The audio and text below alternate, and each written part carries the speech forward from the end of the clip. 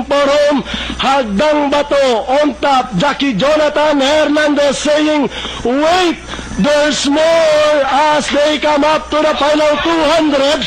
Hagdang Bato of Honorable Mayor Ben Harabalos this time starts to draw away by about 5 lengths. Running now in second is Tensile Strength Magna Carta with 50 meters. The champion of this year's Presidential Gold Cup, Hagdang Bato. Tensile Strength Magna Carta finished third, then comes Cinderella Kid, Chevron, Steel Creation, and Pleasantly Perfect comes in last through all the way.